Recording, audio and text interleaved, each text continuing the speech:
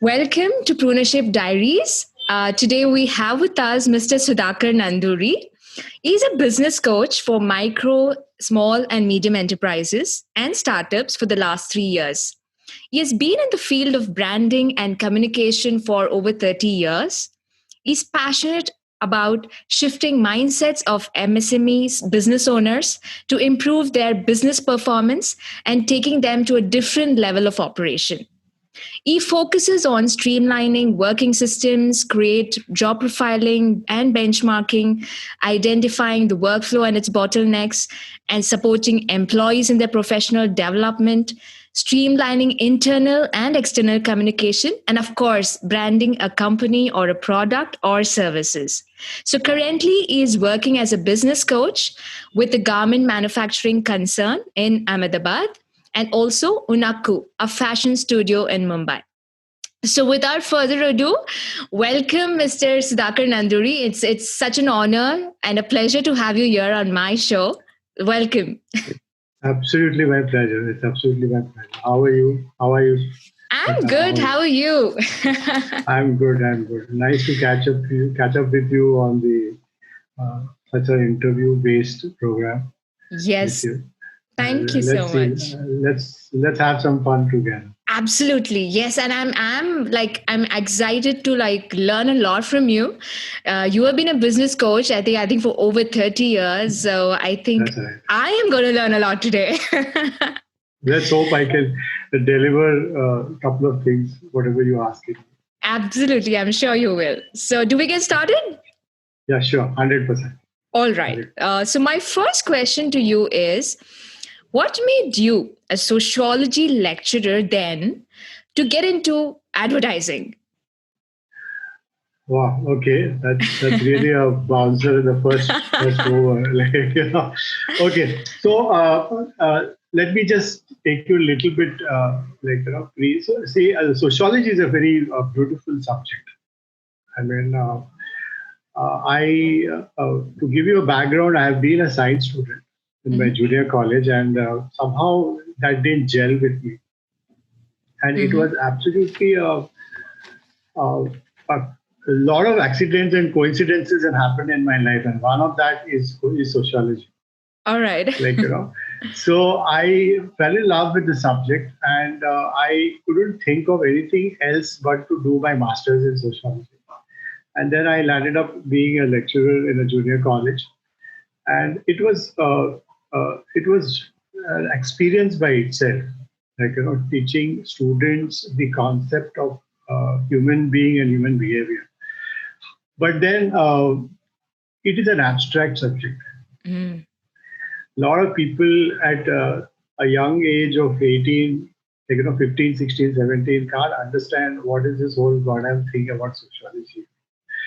So, and to my luck, I landed up with a vernacular majority students. So you can imagine what I did. I used to do Hindi English sociology. So I used to do it in English and then explain it in Hindi and things like that. And that went on for a year or two. With all my passion and love for the subject, I just visualized this is what I'm going to do throughout my life. So that little, I couldn't digest that fact.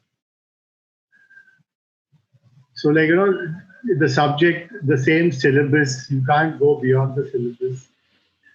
You have to do that chapter by chapter, do this, and explaining them. Of course, students are different every year. But somehow I could not visualize myself for about coming 30 years teaching students. Nothing wrong. I mean, my due respect with all the teachers who are going through that. I could not visualize myself. Teaching the same subject for another 30 years. So I was just dabbling with things and what to do, how to do, and all that. So again, there was another coincidence that somebody told me, why don't you go into advertising? So advertising is again a coincidence for me. I had no clue what is advertising. And I just landed up there, and my boss my interview with my first boss is, he was a lecturer. So he loved me because I was a lecturer and he was a lecturer. Mm-hmm. So it was nothing to do with the job profile. So he said, "Oh, you're a lecturer. Oh, very nice. How is it now?" And we kept on talking. So I asked him, "Sir, I don't know anything about advertising." He said, "Nothing to worry. You come from tomorrow. Kal se aa jana." Like, the typical. So you only have to work hard and all that. Typical. So that is where I was introduced to advertising. Mm-hmm. I fell in love with advertising because it's again to do with mindset, to do with social behavior. And that is what it took me to going deeper and deeper into advertising. Mm-hmm. So I saw a definite link between my earlier sociology, human behavior, and different kinds of behavior patterns of people, and what I was doing as a profession. So I could definitely see that link, and I was very happy about that. So otherwise, people tend to study something and do something. So that was how I shifted from, and there was no looking back from there. And I'm still a half advertising man, not half, almost. I'm still an advertising man, like uh, not a typical. When you say an ad man, they come across like a very flamboyant and things like that. But I'm a hardcore advertising person. I love that subject. I love the profession very much. So that is a shift. That is how I landed up in that. All right. So can we say that some opportunities came, and I think the skill sets you already had, I think it just met. I think the opportunities met the skill sets. It's something like that, isn't it? Yes. It's a gift given to me. Right. It's a gift given to me. Right. Wonderful. Yeah. Right. So moving on, I know after you worked in a particular advertising company, then you moved on to create your own. And I want to know, what were the challenges that you faced when you created Image Creations? I think your ad agency. Yes. First, yeah. Yes. Can you please elaborate on that? Challenges many, because there was only Josh there, nothing beyond. So it was full of energy and saying, okay, let me do this and let me become an entrepreneur. And I know advertising. I was almost about 2 to 3 years in advertising. And then I said, all this, and in these 3 years, I had picked up a lot. And I had that inkling of going into every department and spending a lot of time with each department in advertising. So I used to spend long hours back end as to how ad is conceptualized and how it is executed. I used to be the client servicing person, the marketing side, So, but I spent half the time servicing the clients, and rest of the time, if I'm not servicing the client, I used to be in the studio. Right. So I knew in that 3 years, okay, this is how this whole advertising is done. So it came about a typical, that entrepreneur thing coming into you saying, nee, we need to do something, I need to do something. All that same typical language. And challenges, yes, because we were a group of friends, actually. We were working, and we were 2-3 of us who felt the same way. And the challenges were, we had no money, no place, no people, which any organization is supposed to have. Right. So we just said, okay, let's do it, kind of a thing, So my work used to start at 7 in the evening and get executed in the night and get completed in the morning. So because we used to depend on the freelancers. Okay, somebody else is working somewhere else. So we meet in the coffee shop in the evening and discuss the brief and say, okay, this is what I have to do. And that guy takes it home. He brings it back tomorrow morning, and we coordinate in one of the suburban station platforms, check whatever he's done, and go and give it to the client. So typically no capital, no place because we used to work from home, and no people. That is, it's on your own. I mean, you just go there. So the challenge was like, what do you do the whole day? Hmm. Hmm. Like, you just roam around like a vagabond on the streets, or you sit on. Those days, coffee day was not there. All your Right. modern facilities, what you have today, you can hang out in a place. No, nobody. Right. They'll all throw you out. If you sit in a restaurant for more than 10 minutes, they'll come and ask you, "What do you want?" Right. So we used to spend time in the public libraries, Mm-hmm. go and search for references. So this is how I used to kill my time. Sometimes Mm-hmm. movies also Okay. between two. So the challenges were many. Like, in spite of all that, so that happened for some time. But then we realized this is being too much, and it was taking a toll. So what we did was we took up a place and we started off. So that is how in the beginning stages. But that Mm-hmm. was a very, I should say, the most memorable days for us. So even today when we meet, we talk about those days, like, working on the typical, when you ask the younger generation, you don't know what I did kind of thing. Those kind of typical stories, like, I worked on the car bonnet and I worked on coffee tables.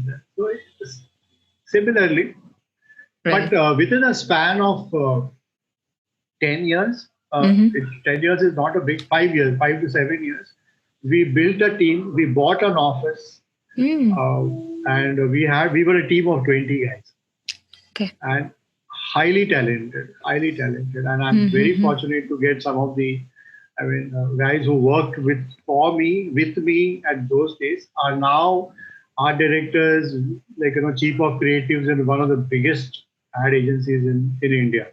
So, like, it's really great that they started with me and they have somewhere else. Like, great. Right. So challenges, yes, Mm-hmm.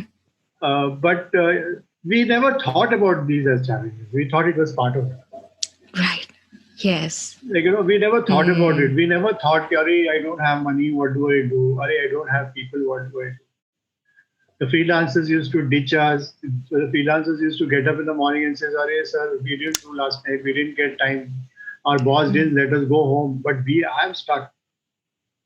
So you work around it. You work around Mm. it. We used to go around it, convince the client, whatever had to be done, what to be done. Right? So those constraints we never felt it at that particular point of time. But as more people came, I think complications increased rather than decreased. Okay. No, people when people come, people management starts.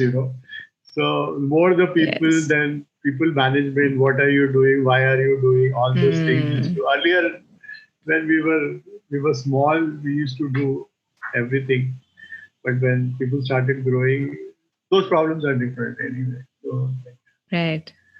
So any startup, Mm-hmm. with, of course, the definition of startup today's is like, with a lot of funding and things like that. But we were a typical startup with nothing. Right. Right. And then Absolutely. we became a small entrepreneurship. We did well. I think Mm-hmm. 10 years, 15 years, we did good business. We did. Right. Yeah. So consistency and commitment does matter because passion is one thing, but being Yeah. consistent and being committed to what you want to offer to people, I think that's what it stresses upon, right? Oh yeah, definitely. Consistency does matter because without that, your clients won't take you seriously. Mm-hmm. And passion is your driven. I mean, it's not that it was easy going through all that, but it was just that fun and force which drove you to keep going. I Mm. mean, not that we didn't get clients, lose clients, not that the clients didn't fire us. Mm. All that happened.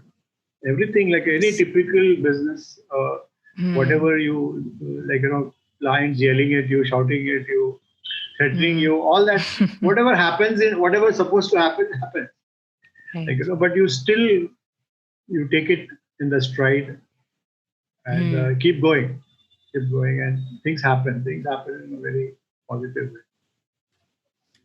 We did face the what you call is the .com boom and the burst that time. Where a lot of the .com companies started at those days. We also experienced that. We had a client who defaulted us. All that.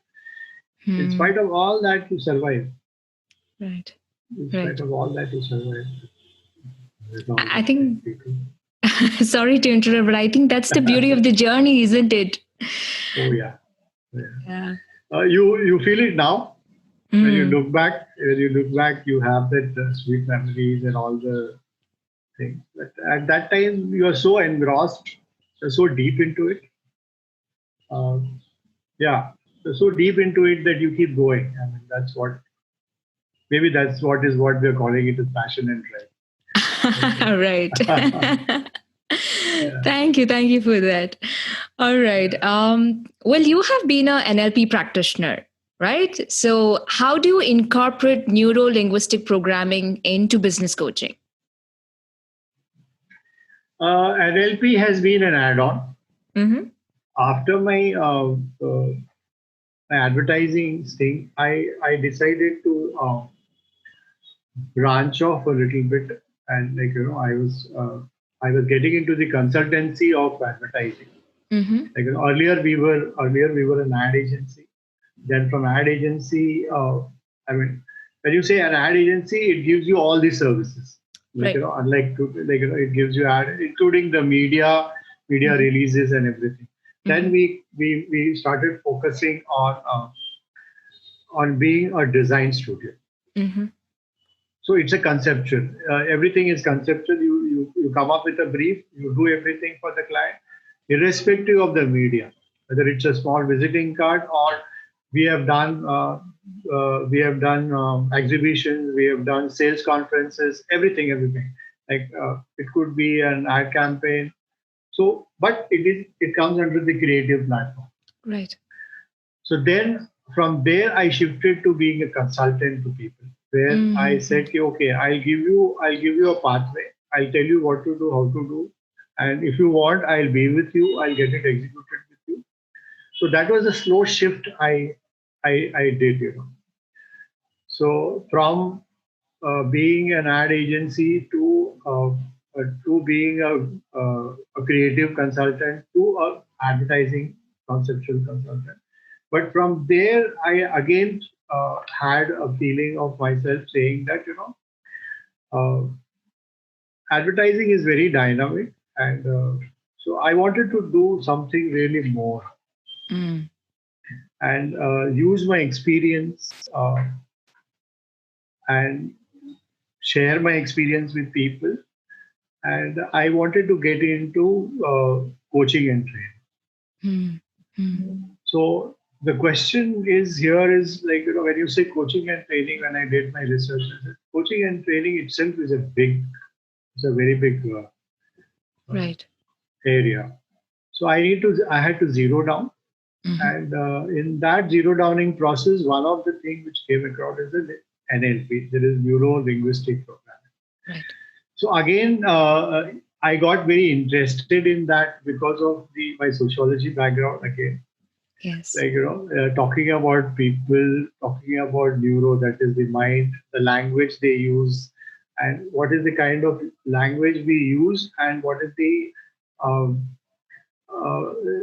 kind of habits and what we form. So all this is very interrelated. So what I realized is the Neuro-Linguistic program is one program where you get a lot of tools to shift mental makeups. Say for example, you're doing something in a particular pattern. If I want to shift that pattern into a different pattern, I can use NLP techniques, what we call as the techniques and tools, to see that you shift from one way of doing things to another way. Tony Robbins is one of the Right. one of the big names in NLP. He's a guru, and he's taken the world by a storm. Tony Robbins is a huge man. I mean, when he talks, you have 2,000, 3,000, 5,000 people attending his talks. So what I realized was, if I could use those techniques to business consultancy, Mm-hmm. that would make me a unique uh, way of training people and getting things. Then of course, I went deeper and all that, and I added a lot more things than NLP. Mm-hmm. NLP is basic, and what I picked up from NLP is a couple of things, the most popular NLP, one of the tools or the techniques they call it is reframing. Mm-hmm. So when I say reframing, is nothing. It is much more, but it's like in a simpler term, is a perspective. Okay. So if you have a perspective, and I see that you, because of your perspective, because of your frame, or because of the context which you're operating, and I want you to look the same thing in a different perspective. Mm. So I, as a coach and as a trainer, give you a perspective. Right. Right. Mm-hmm. So I picked up that reframing, and I started operating on the reframing side, where my work is involved, where I give perspective to people. Mm-hmm. I don't take decisions on their behalf. Right. Mm-hmm. Okay. My work is not to take decisions. My work is to give them perspective. Okay. So reframing helped me a lot in terms of giving people their perspective, reframing them. Like if you're looking at a particular thing, say you look at your boss in a very, even if he says Shweta, oh, lovely job. You've done a lovely job. Somewhere back of your mind, very boss is asking, he's very praising me. Like, does he want something tomorrow? So, that doubt in your mind. Uh, so you reframe that. Mm. So Okay. you remove that doubt in people's mind. Why he's a well-wisher? He could be a well-wisher. Right? Mm. All those things. Right. And it could be used in not only at the superior level, with a superior junior level, but also across departments, like which I have used very extensively in my training programs. Mm-hmm. What do you call is like, for example, sibling rivalry, colleague Yes. rivalry, Yes. the jealousy, rivalry, all those typical corporate issues which come up. Right. I have used reframing as one of my model to do that in business context. Right. Okay. So that is how NLP I have picked up. NLP is again, you can use NLP in any aspect of your life. It could be personal, it could be business. Right. It depends what you want to use where. So I picked up reframing as one of the tools which I use very strongly in my programs. Wonderful. I think that's very interesting. To know that. You actually gave an instance as to how you can use NLP, and with reframing, where you change the perspective of the people and help them to see it in a different way, so that they can decide for themselves. I think that's a wonderful way. Thank you for that. Yeah.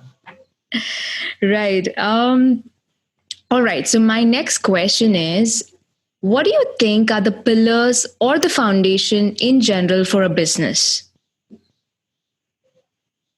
Okay.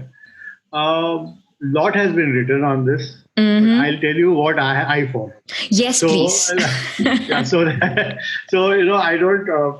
I mean, if you Google and see, there's tons written on those. Right. One of the 2-3 of them I follow to the core, and I learned it in one of the training programs, of course. I mean, this is not my, but I could relate to that. So I picked up and I imbibed it so hardly. Like one is the first thing is the integrity. Integrity. Okay. Yeah. So when I define integrity, it is very, it is defined. Well, it's a copyrighted, so I cannot give you that. So, but integrity, if you basically see what is integrity, is keeping your word. Right. Right. In a very small, in a very simple way. So, if you take that one thing of integrity and put it in all aspects of your life. Yes. Whether you're doing business, whether you're creating a relationship, whatever, right from your own working system and your own habits to giving a word to somebody. Like it's been, unless there is something really drastic, something really wrong, I have never been late to an appointment. Yes. It's if I go late, I mean, I feel very suffocated and I feel very the simple thing I tell people is you don't start with an apology. Yeah. The plus point is when I go early, I go with a very upright strength. Right. And I've come there 10 minutes early and I'm standing and that other person is coming late, maybe in time and sees me early. So, oh, you already come. I'm so sorry. How long have you been there? So I get an upper hand, The psychology is like I get an upper hand. Right. And this works wonders in business. Yes.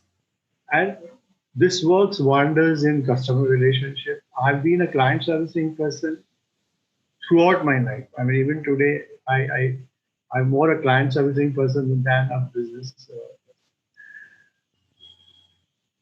Whatever you say you will deliver, if you deliver. Right. They blindly give you the work and say, "Ki once I have given it to Sudhakar, that means it is done." Yeah. So I'm not saying I have not crossed a deadline.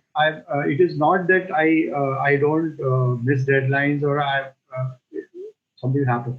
But there is a way to what we call it as keeping that integrity on. If I am getting late, I tell you in advance that I'm getting late. If the work is not getting done, I tell you, boss, because of 1, 2, 3 reasons, instead of now, It will be done tomorrow. Right. So this integrity has given me a lot of benefit. All my clients, I mean, I'm not boasting, but I have clients who have been with me for last 20, 25 years. The only reason is this. Right.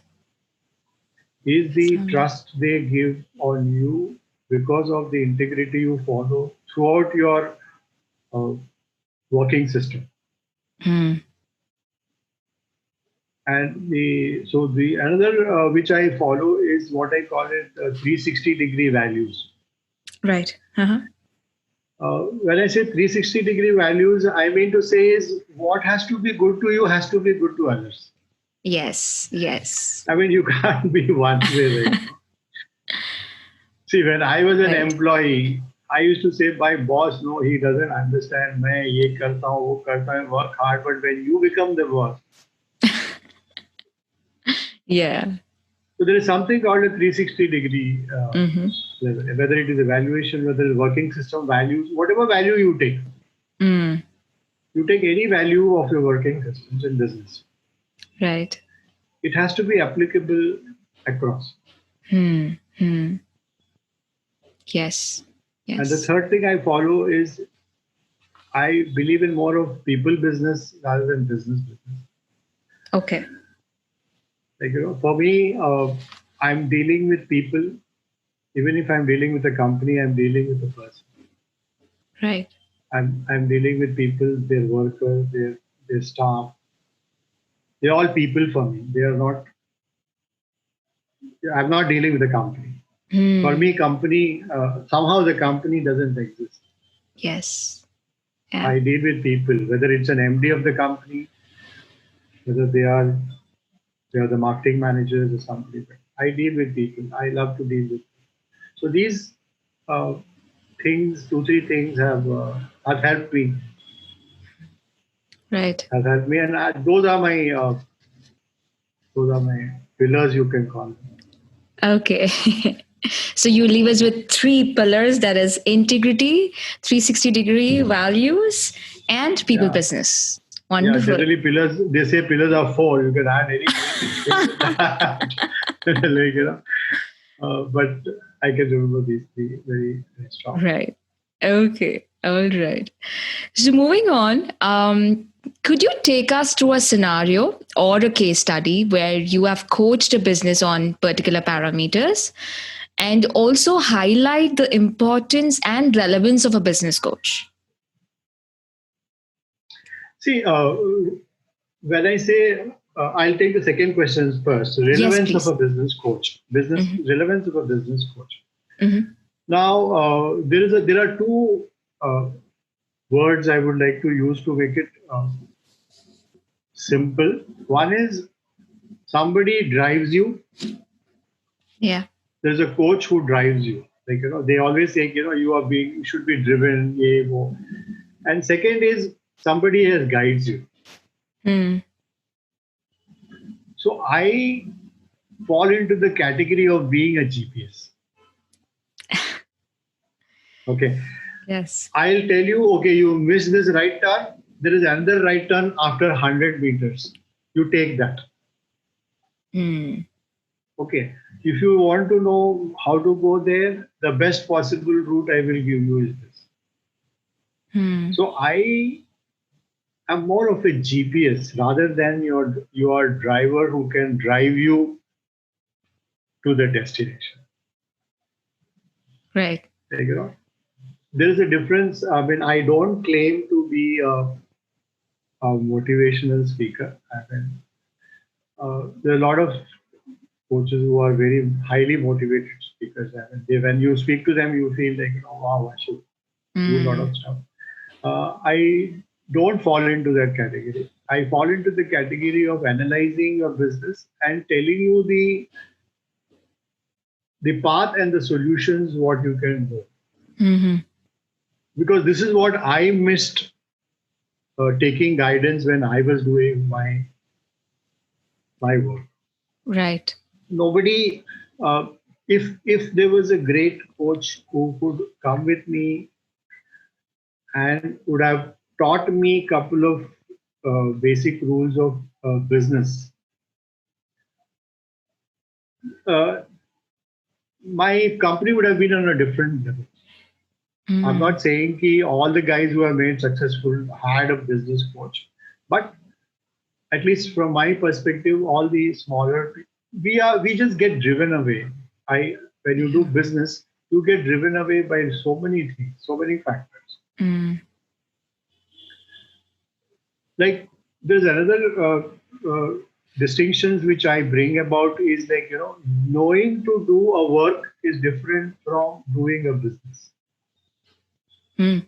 Yes. For example, I know things about advertising. I know how to do an ad. I know how to do a film. I know how to do a lot of things. But that does not give me an expertise to do business with that. Mm. So what we tend to do is we feel that because we know the technology of that, we can be business people. Yeah. Mm. Okay. And we goof up there. Right. Like today I can be a coach, but to do a business of being a coach is completely different. Yes. So to treat anything as a business, it becomes very, very important. Mm. So a lot of entrepreneurs miss that point in terms of when they are starting their uh, startups and things like that, even at the SME levels. they miss that point. Ki, like a lot of engineers, a lot of technocrats come up with business. So they work in terms of technology, their products, their services. They're all good. That's why they are surviving.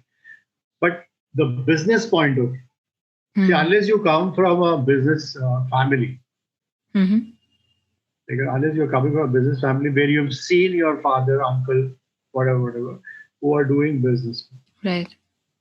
Otherwise, for me, I come from a very simple South Indian family where my father has worked as an employee and retired as an employee. We don't know shit about what is business.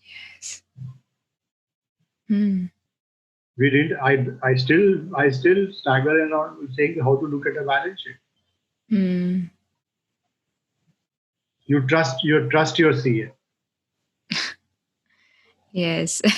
Yeah, he says yes. Right. Hey, okay, you trust your CA. Right.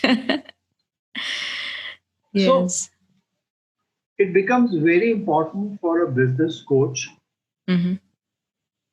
to look at the business from a very business perspective, not from the perspective in Right. terms of the kind of activity you're doing. Mm. So that is where the business coach comes into play. Right. And many more things like branding, lot many more things come into play. But the core is you need to get into that business module. Mm. Get into the business module. How do I earn my money? I've come here, like it sounds very wrong, but you say you come here to do your passion and all that. But if you don't earn that money, your passion is all there. Yes. You can take it as a hobby. Right. You can do it as a hobby. Nobody is stopping you. And with due respect, with all the passion. Right. You need passion. Even I had a passion. Even I did work with passion. But if you don't add that thing, business modules with that, you just land up with nowhere. Then you work for 5 years, 10 years, nothing happens. Yes. Yes. And you don't know what hit you also. You don't know why you're not growing also. Right. So you need, see, so a lot of people have the business senses. They are good, but a lot of people don't have. True. That is where we help them to create business modules.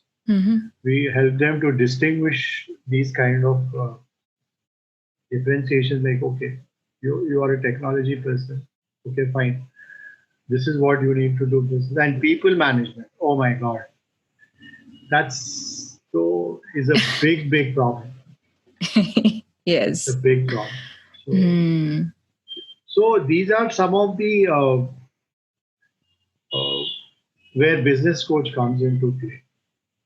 So I'll just give you a small nut what I do so that you get Yes, please. You get a feel like.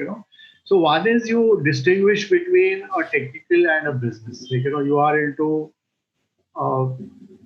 say how to do an advertising, but create that advertising as a technical thing into a business. Like, so that distinction is what we look at. We create that. Then the second aspect is like a small businesses. How do they have to scale? Right. Like I start as an individual, and I can't remain an individual throughout my life unless some of the professions like you are a doctor. Nowadays, even those are becoming multi things. So you need to scale. Yes. So how do you scale? What are the things you need to do to scale? And how do you let go of delegation and say, okay, this guy can do this work without me? Like even today, they come up with a conversation where I sit with the MD and if I don't go to office today, nothing will happen. Yeah. They say, if I take a chutti, then there will be a mess there back end. So there is a problem there. People don't realize. They feel maybe they feel it's a great thing happening. I don't know. But from my perspective, from the business coach perspective, if there is something which is not happening in their presence, that means there's something wrong. Yes. So second area where I coach or train people is like scaling. Okay. So if you're a startup, you started a business, and second is you scale. So the very obvious is to scale. The third is once you scale, as I was just mentioning, people management is a big task. Okay. Earlier, even in my life, earlier when we used to operate a one-man show and all that, we used to be bindas. We used to go do whatever we like, go home, sleep. Now, when you have people with you, then you are not worrying about the work. You're worrying about people. Like you're worrying whether that guy will do your work or not. And if at all they do, will they do it rightly? So the third area is like system driven, what we call it as. Okay. So I bring about small systems for a small enterprises where I tell them, okay, this is the way you are supposed to do. So let us follow a particular system. If something has to happen, you put in here and it has to come out here. And human beings can't do that very straight. If you put something here, something else will come out. So what we need to do is give them a particular parameters, say job specification, all your result areas. Right. So I set those things for them. Like if something needs to be done in a particular way, it needs to be done that particular way. So why there is a variation? Say I give a very simple example always. If you need to pick up a phone, after how many rings will you pick up the phone? So what is your company's standard? Right. It is not about picking up the phone here. It is about what is the standard your company has. My company says 3, not more than 5. Okay. Similarly, everybody has a particular standard of operating systems. And we can ourselves sit down and work out, okay, this is how the work is supposed to be done. It is that time frame and it needs to be done in a particular way. So add all the human elements in that. My performance has to go up. Yes. My performance has to go up. And we need to practice those. It is not just about shaping it. We need to practice that. Then during the process, I take care of their branding and all those. Nowadays, social media has become part of the branding. Yes. So there is nothing different. Earlier, we used to say social media is different. Nowadays, social media has become so much part of it. I consider it part of the branding. Right. So these are the areas which I sit and work with the clients, and I help them. Depends which area they have. There is a big gap, client to client based, and what is the need of the hour, and then I take them on the journey with them. So I hope I've answered your question, and I've taken you on a journey. Yes, you have. I mean, it was really nice to get into the various aspects, the various stages a business goes through, and I so agree with you when you say that some people do have the business sense and they know how to steer themselves. Yes, I mean, I so relate and resonate with a business coach can clearly and for sure, I think guiding you as to what is the next turn to take. I know what is the next thing, or what do you look out for in the future, because as entrepreneurs or solopreneurs, we're always on the run. You just see a goal and you're just on it. I mean, you just go for it, but then you forget Yeah. the various aspects to it, because since there are many things, because one is, like as you said, branding, marketing. I, for one, probably I would be just just put my head only on that, and rather forget what am I giving to the customers or the clients. So yes, I mean, I really resonate with the way you took us through a particular scenario, and the various aspects involved, and what do you do as a business coach. I think that's been wonderful. Thank you for that. Thank you Yeah. for these key takeaways. Yes. Yeah, surely. So being very specific in terms of some of the case study type of thing, Mm-hmm. there are generally there are two. I'll just give you one or two examples so that you don't get bored into what I'm saying. That Of so course one not. is in every organization, I have, this is my observation. I mean, in every organization, there are at least two or three people who are the oldie guys. Mm-hmm. Okay. Okay, so who are the old runners? Like jab the boss when started, no, I was the first employee, kind of guy. Got it. So like there's always one or two guys who say, okay, don't teach me, like I know this company better than you. So when I enter, I identify these guys first. Mm-hmm. Okay, so because these guys are the tough nuts to crack, and they are with that stand saying that uh, I know this company better than you, Mm. so please don't come near me and touch me, kind of, don't tell me what to do, kind of, so that is one scenario which every company faces when it wants to change, Yes. Yeah. like, you know so that is one.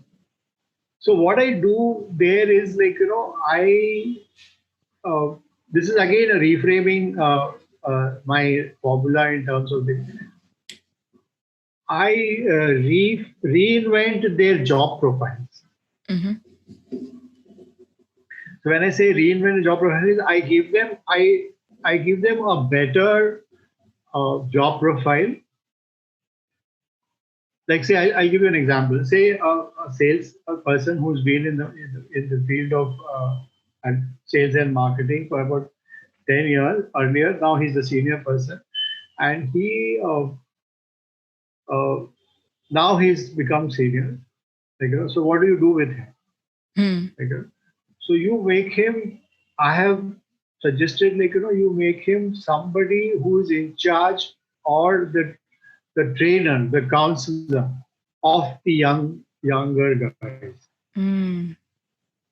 Yeah. Otherwise, what happens is they sit very tight. Yes. They are in the age group of 50 plus. Their eye is saying, and they are looking at the conversation saying 50 तो हो गया अभी कितना थोड़ा 5 साल करेगा काम देना है retire. Mm. What do I have to do Yeah. now? They cannot change a job. Nobody Mm. is going to, unless they are a big consultant, they are not going to be given any jobs. So they are just sitting tight. Their contribution becomes low. So what we do is that we reframe their job profile Mm-hmm. and give them much more respect, because their knowledge base is very high. Mm. Their knowledge base is very high. So they Yes. know a lot about the company. Okay. Right. Yes. So, so these are some of the things, the techniques we use in terms of going deep into the business and trying to resolve companies' issues. That's the journey we take them through. All right, all right. I just have a follow-up question to that, I think, which is also my next question. So, what goes into coming up with a branding strategy for any business? And I have a question related to that. And do you see more online businesses coming up in the near future? I mean, considering the pandemic, do you see more virtual businesses out there? See, branding strategy will depend from company to company. That is, so it's a Mm-hmm. broader Mm-hmm. perspective, and it's an ongoing process. It never ends. Right. Like the famous we used to have in our textbooks is like the biggest uh, problem with advertising is it's a bottomless pit. So Mm. you keep putting money in that, and you don't know how much is put in, you don't know how much you get out. But nowadays Right. there are a lot of parameters which have come up. Mm-hmm. But so it's an ongoing process basically. Mm-hmm. Uh, because of the pandemic, people have taken note that they need to be present in the digital world. But I still see people, it's like, when you say you need to be digital, people Mm-hmm. feel the digital presence is enough. That is a Ah, different ballgame altogether. yes. See, I am on a hardcore business. And if you tell me कि साहब business आप आजकल digital करना है, अच्छा अच्छा ठीक है, you put up a website and that becomes your digital presence. Yeah. Okay. But doing business digitally Hmm. is completely different. Right. Okay. So these two are just separate things. Yes. So what we need to see, what we are trying to experience nowadays is, and we are trying to encourage our clients also is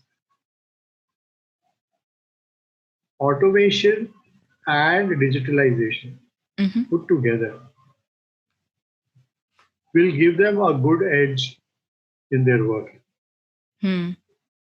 See, nowadays even automation has become a cloud automation. Yes. Okay, everything is cloud based nowadays.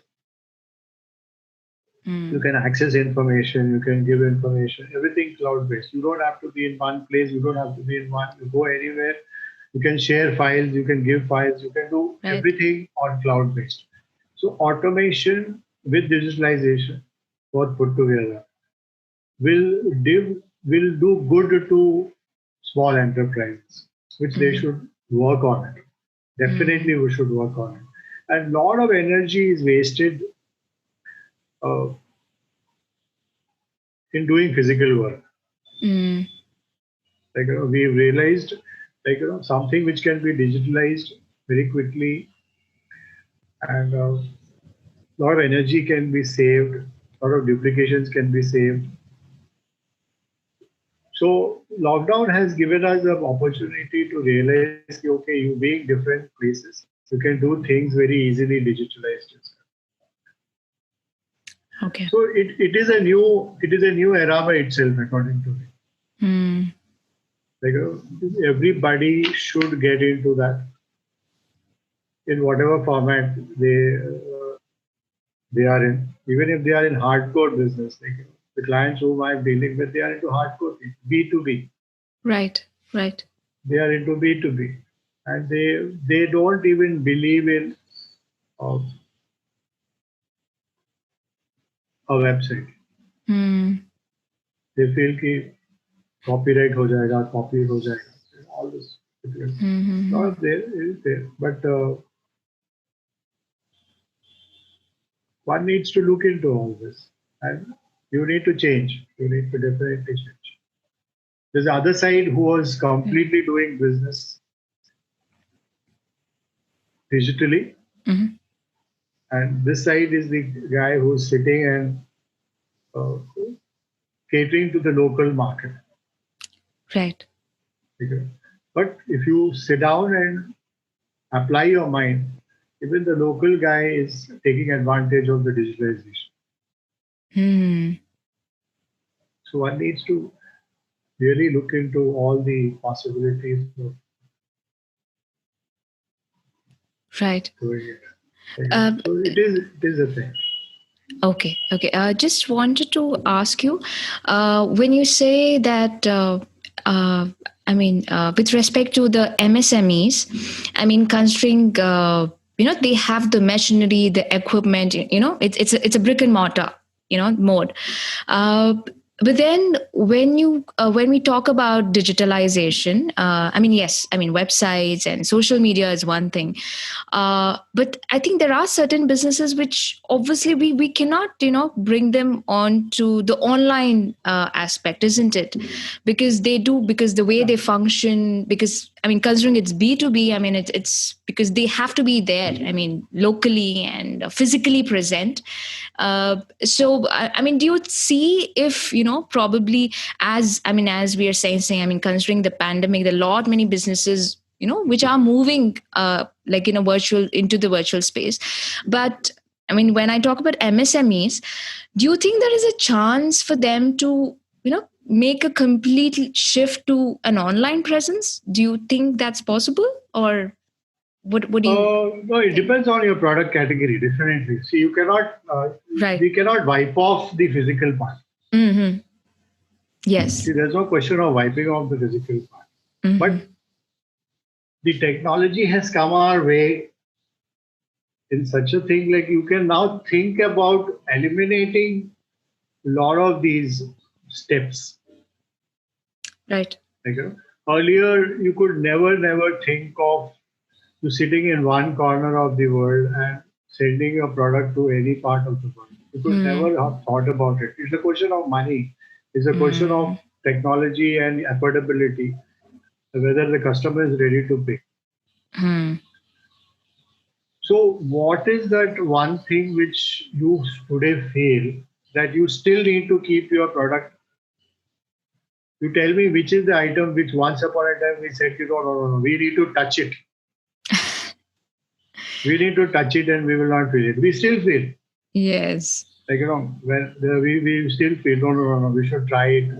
But women shopping has, without touching, they have started purchasing. So, I don't need to tell you that. So, once upon a time, when you talk about women products, they say, oh, touch and feel, boss. Touch and feel. Without touch and feel. So, we've come a long way. I'm not saying we are completely eliminating the thing. Mm-hmm. Okay. You can have both. You can have a business module of this and that. You can have a separate module for your A brand and a B brand. So today you have the flexibility of changing your business module. Okay. So, and today we have the social media has made it possible. If I want to sell it to the top A category of customers, I can do that in the same platform. The A can't see the B can't see the C. Right. But I'm existing on the same platform. If you come into my store, you can see all three. But here on a digital platform, if I have to sell you a 1 lakh rupee something, I will sell it to you only the 1 lakh. You will not be able to see the 50,000 product unless I want to show it to you. Yes. Yeah. So there's so much you can do. Depends on what the company wants. But all I'm saying is today it's so open. Yep. That we can try the mix match and see whether it is working. Right. Absolutely. You don't have to sit down and say, no. How can I go digital? Or how can I'm not saying go completely close down and go digital. Let's see what can happen digitally. Right. Yes. Thank you for that. All right. Well, in our previous conversations, you had mentioned that you've been working from home for more than 10 years now. So what is the routine? So what is the routine or steps or strategy that you have, to to stay productive in your work? Really, you want to give me all the secrets? Because I'm sure, This is a bad question. We want to know, sir, because I think more listeners out there, owing to the current pandemic and working from home scenario these days, I'm sure, we all want to know, what is it? What is the strategy? Okay. So what I'm not saying I'm the what do you call it, the benchmark of sitting at home and doing, but I've been doing it very successfully. Okay. Before the pandemic, I was already there. Yes. And I've been very lucky. Mm-hmm. My family, my wife's very supportive to do that. So one principle I always followed is deliverability. Okay. So now what is deliverability is like I need to give something 2 days from now. Right. It doesn't matter how I work, what time frame I work, whether I sleep, work, walk, work, whatever way I work. Yes. Okay. My focus is on deliverability. So my deadlines are very important. Right. Okay. The second thing I am very, very particular, I'm very conscious of is my, what I call it is a zone. Coming in the zone to work. Yes.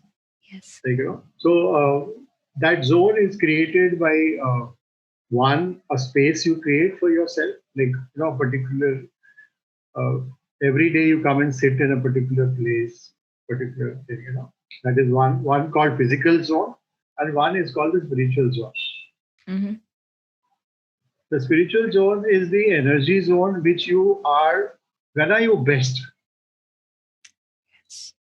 Okay. Now for me, say morning 3 o'clock to 9 o'clock, 10 o'clock is the best zone. Or evening, say 5 to 8 is the good zone. Yeah.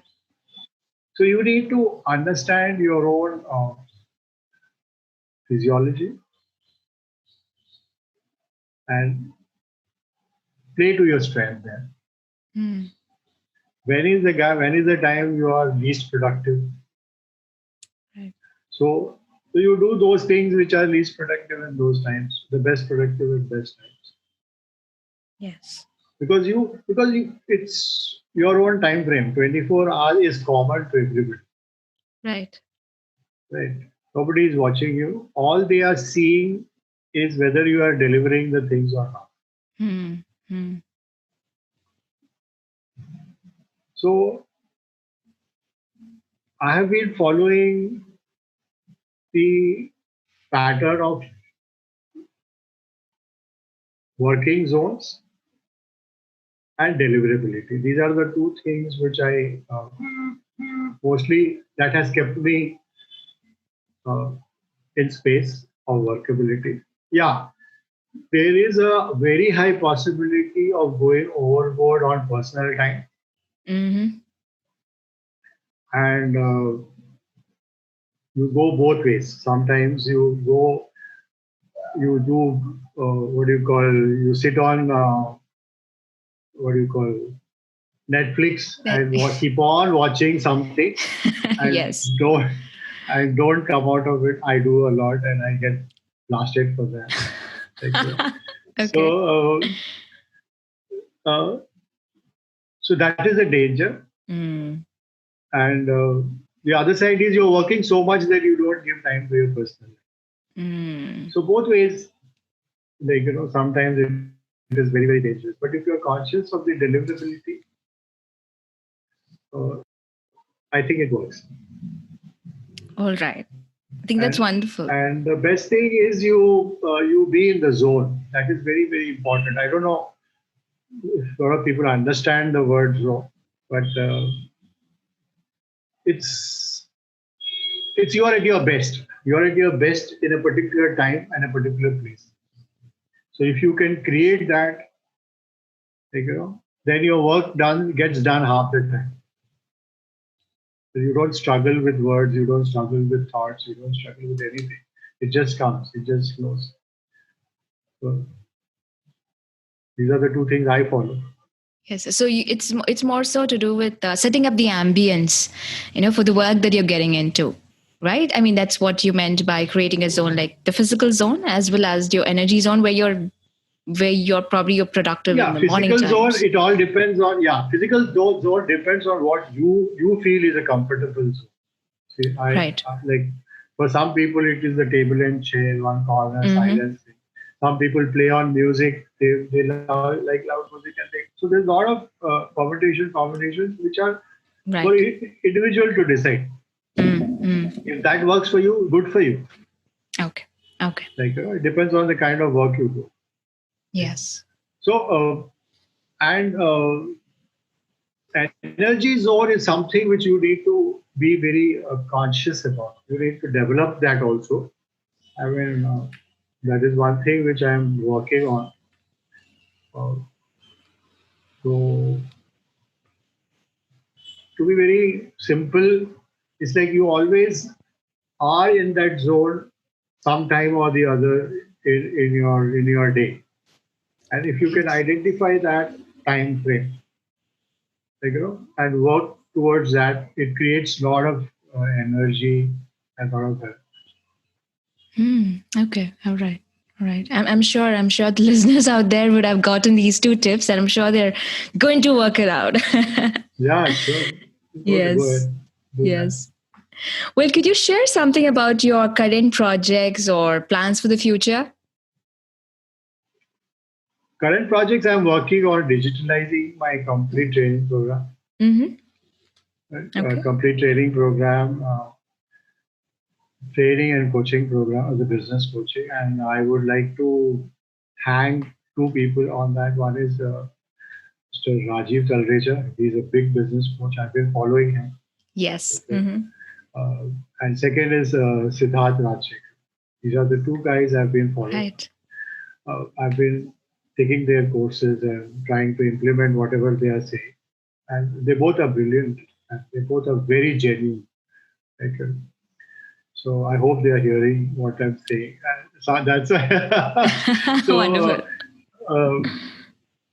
I'm trying to digitalize my training and coaching program. That is the one that I'm going to do. The second, as I was mentioning about the concept of energy, Mm-hmm.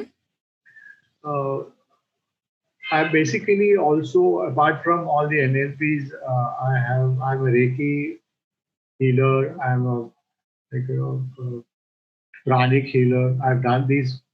I had a small journey on my energy enhancement, whatever you call it. Like, Mm-hmm. I've done Reiki healing, then I've done pranic healing. So I understand uh, the concept of energy, and I've experienced that. So generally, energy, when you talk about pranic healing and Reiki, we keep it in the context of well-being. Yes.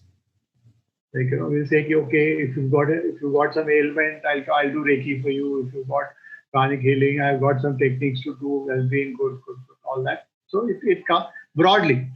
I'm not saying, but broadly, it is well-being, health and well-being. Okay. What I'm trying to get at is like bring that energy to the working zone. Hmm. Okay, how can I bring those techniques to my everyday life? Because see, what happens is I spend about 10, 12, sometimes 15 hours a day working. Yeah. Hmm. And if I can use some of the techniques, whether it is a kind of energy enhancement or it is a chakra balancing or whatever those concepts are, if I can simplify it and take it out of the dogma of religion and nothing like that. It's purely a Yes. spiritual thing. People are doing it. I mean, I'm not the first one to come up with this idea. People are working on it and people are looking into it. So I want to simplify those couple of modules where I tell them, okay, you do this, you will be in a very high level of energy, high level of zone, Right. so that you become best of whatever you are. Yes. Yes. Okay. Right. So that's what I am working on. Let's hope I can come up with something which can make it simple and understandable for everybody. Yes. And, I think that will be very very interesting, because I I'm into yoga and meditation, and yes. I feel a lot of positive vibes when I start to work, or and I'm in the same space where I'm doing meditation. uh, it really impacts my productivity levels. And I think, I'm sure, I mean, since you're working on it, I hope you get it out soon. For many of them So, to, oh, this isn't yeah, something. maybe since you are already in yoga and all that, you could also join in and Oh, the joint effort to come up with techniques where we can tell the world you want to three, you can do things. yes. See, it needs to be simple. Yep. It needs to be simple, but simple does not mean shortcut. Yes, absolutely. Yeah. Yeah. Yeah, so you need to work on it. So Right. let's see. Yeah. That's wonderful. Yes. So this is what I'm trying to do Mm-hmm. now. The All coming right. couple of years, Mm-hmm. 1 year, 1 year, 1 year.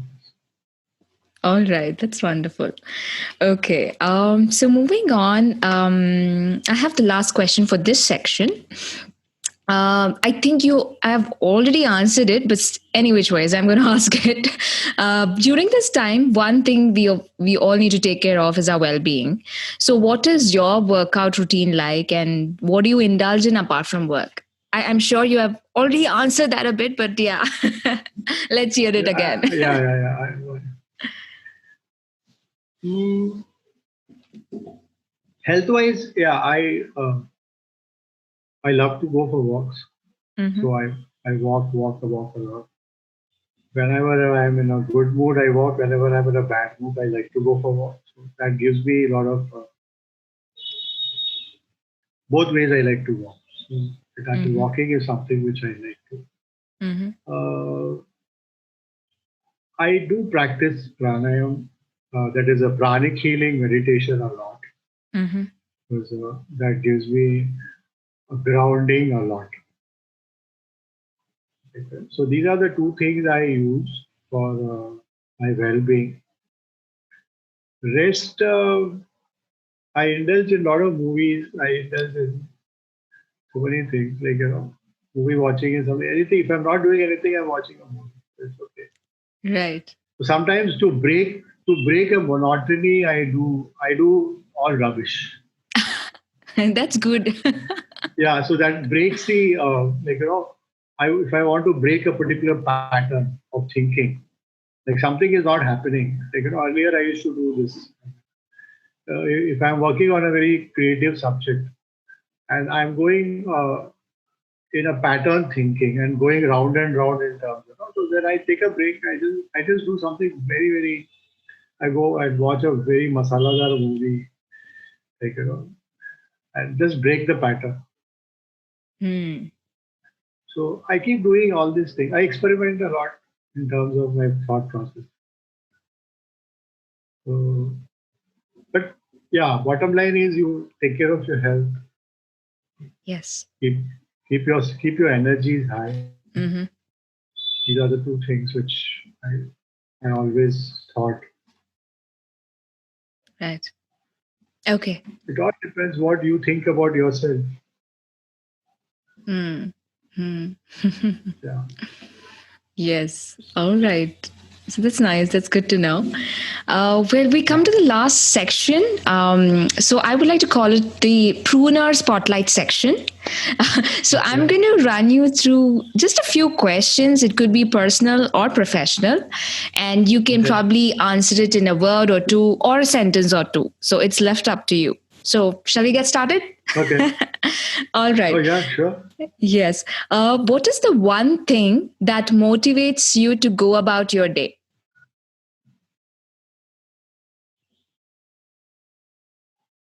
A good sunrise. Wow. That's beautiful. Yes. Yeah. All right. The second question is, which book inspires you, or which is your favorite book? I mean, anything if you want. Rather than a book, I would like to. Tony Robbins has been a good motivator. I mean, I have picked up a lot. And the second person I picked up a lot of stuff is, I don't know whether you've heard of, is J. Krishnamurti. Mm. Yes. J. Krishnamurti. We call him. Yes. Yeah. And nowadays, the very famous Isha Foundation. Yes. The guru is here. Sadhguru, yes. Sadhguru. So I keep hearing in combination all the three. So put together, the common phenomena about all these three is they're very rational in their thinking. Mm. You know, when you talk about any subject, they'll give you a reasoning behind what is happening. Like, you know, so why it is happening, why you should not follow a very dogmatic way. You know, so that's why I somehow like these three guys. So these have been my influences. So. All right. That's wonderful. So I can also take this because my upcoming question was something on the lines of, the people you look up to, either on a personal or professional level. So is it the same? Or Yeah. I mean, these people have been, I've been reading, following YouTube. I mean, it's a combination. Earlier, we used to say I read these books, but nowadays, even books are digitally read. I mean, here, so yes, like, e-books. So it's a combination of all, but these have been three authors I've been following. Okay. Very, very good. All right. Okay. So moving to the next question, what is your ikigai? So ikigai is nothing but the reason for your being. So what is the one thing that you do no matter what is happening around the world? So what is that one thing?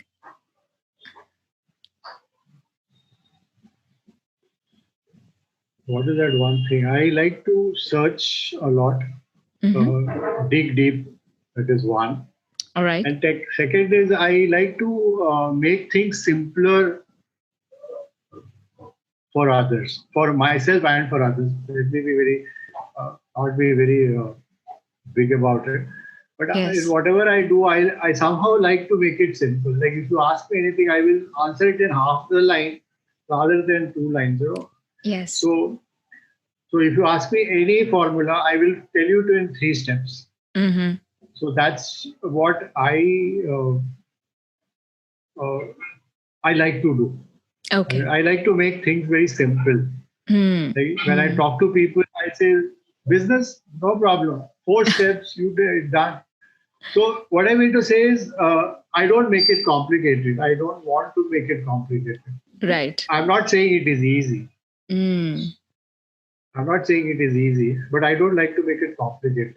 Yes. Like, yes. I like precis writing.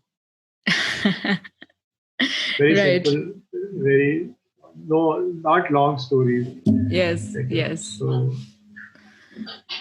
I always search for small answers. Okay. That keeps me going. That's what. All right. Okay. So moving on, what is your definition of success? Oh.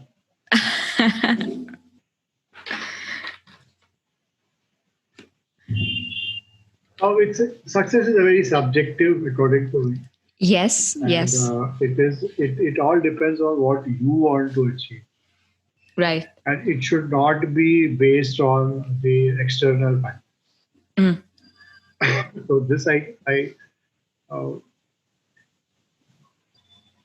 so what makes you happy, what you want to be, what you want to achieve is what is success. It has got nothing to do with uh, outside world or anything, whether it's a degree, diploma, or money, or whatever. It could Yes. vary. It could vary. It could vary. Okay, so it's It is happiness. your own. It's yeah, not even happiness. It's your own definition.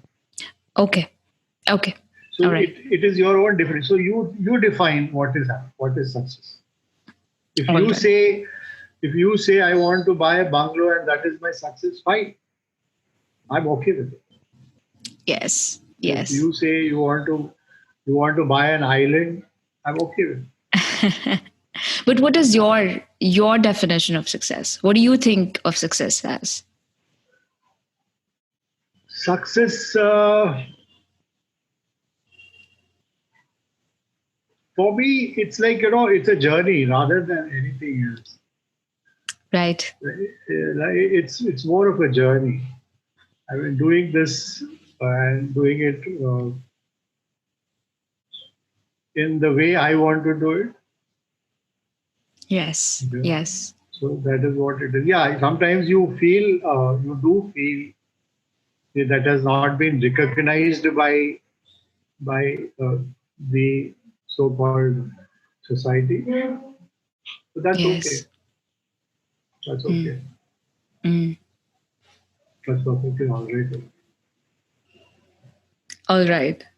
Okay. So Okay. So moving on, the last question for today's show is what is one takeaway you want to give the audience? Any tips or lessons or anything for the new pruners or the ones who are already on this journey, entrepreneurial journey? So, what do you want to tell them? okay, I'll since I'm a business coach and I would like to speak to the business community only, I mean Yes, in please. general. So I said, uh, wherever you start, wherever you are, it is fine, according to me. But it's always good to see work and be very open to the change which has brought in. See, if you're applying the same principles of 5 years back, it will not work. Mm. So you need to work on always be to the idea of change and upgrading yourself. Wherever you are, whether you are a starting point, whether you're already in an SME, or whether you've reached a particular goal, level of company. But you have to go on upgrading yourself. Mm. Whether when I say upgrading, I include uh, the knowledge, skill, and attitude, all three. Right. Okay. So all three go together. Mm. If you do that, I don't think there should be any problem. Wonderful. Yes, I think that was very insightful. Thank you. Thank you so much.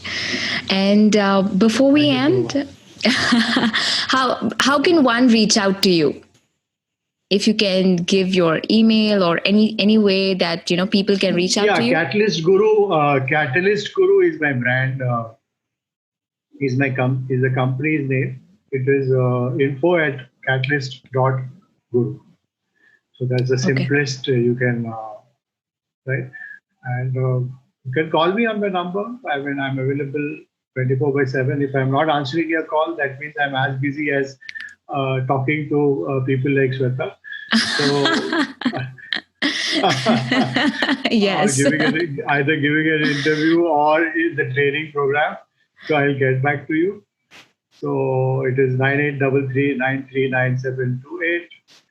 So if you have noted it down, that's it. I mean, you can get in touch with me either way. And I do programs. I do programs in terms of startups for SMEs. All I would like to ask them is like, in case you are in any double mind doubt, feel free to call me up. I don't uh, send check bills to you on the first consultancy program. I am like, the first session, I just say it is having coffee with me. So nowadays, having coffee with me also has become a distance coffee. So you can just call me on a Zoom call or any other call, share your ideas and take my opinion, and you can then take it up from there. Whether you would like my support or even if you don't like my support, I'm perfectly. Like, it gives me great pleasure. I I get into a great zone when I help others, when I talk to others. They take something out of me. That's what I am. That is what it is. Great. I mean, I think that's a lovely gesture. I mean, I'm sure. I think it's going to, probably for all the listeners out there or who are like on the fence, deciding on what to do next. And I'm sure, since you've given this gesture, I'm sure they would reach out to you. Thank you for this, and I'll surely put in your email ID and the contact number in the episode description as well.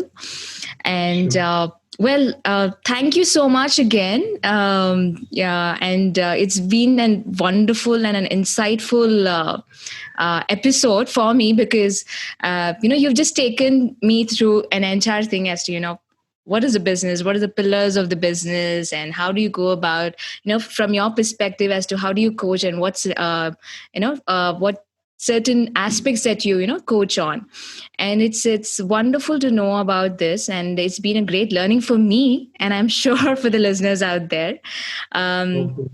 and it's and again, I'm really glad that you agreed to do this for me. So thank you Oh, so thank you much. so much, Shraddha. I mean, it's been wonderful. I mean, for me, it's been very satisfying and very, it's you feel good about it, speaking your heart and talking to people. And you've given me an opportunity of that. Thank you so much. I wish you all the best for your podcast, and you go a long way. And I'm sure you would. You are a great blogger and a great entrepreneur yourself. Okay. Thank you so much. I think it's just been, Yeah. yes, wonderful. Thank you. Thank you so much. Yeah. Bye. Take Bye. care. Yeah. Yes, bye.